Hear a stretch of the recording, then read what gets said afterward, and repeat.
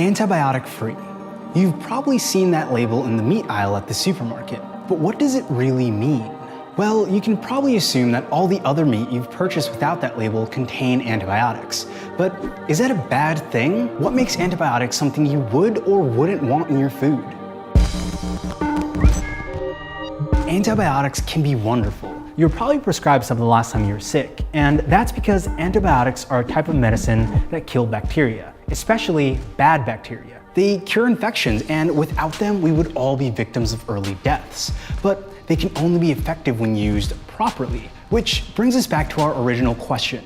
What makes antibiotics something you would or wouldn't want in your food? Well, seeing as 80% of all antibiotics in the US go to farm animals, they probably are already in it. But why? Well, the simple answer? Money. Antibiotics help prevent disease in animals, but they also make animals bigger. And bigger, healthier livestock means more product to sell without taking on any more animals. Now, this enlargement side effect started off as just that, a side effect. In 1951, antibiotics were approved for use on animals by the FDA as a means of curbing disease on farms. And it makes sense that if you can prevent diseases before they start, you'd want to use those preventative measures all the time, right? So that's what farmers did. But they didn't realize the negative side effects of overusing antibiotics. If you use antibiotics once, it'll kill as much bad bacteria in your innards as it can.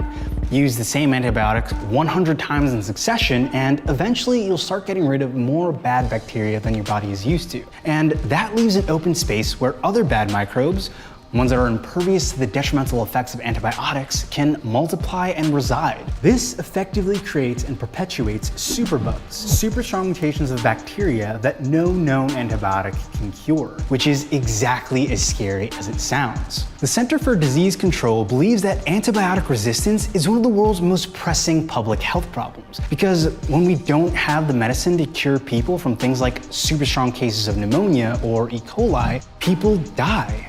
And if a superbug starts popping up in livestock that will eventually be consumed, anyone eating meat can be a victim of these dangerous infections. So right now, the food industry is at a crossroads. Antibiotics are incredibly valuable, yet they do come with some risk. How can farmers ensure that they're being used and not abused? Enter the FDA. In 2013, the Food and Drug Administration released a paper that details a plan to eventually phase out the use of antimicrobial drugs in animals. Antimicrobials cover not just antibiotics, but all microorganisms that we're able to cure. While the administration can't ban these drugs entirely, they're looking towards a community plan to offset some of this overuse and hopefully offset the growth of superbugs. This plan would require veterinarians to sign off on any antibiotic treatments with restrictions that those drugs would only be administered to cure diseases and not for growth purposes. This means that vets would need to visit farms, which for the 1.3 million farms in the US means a lot of vets making a lot of house calls. Whether the system works or not remains to be seen, but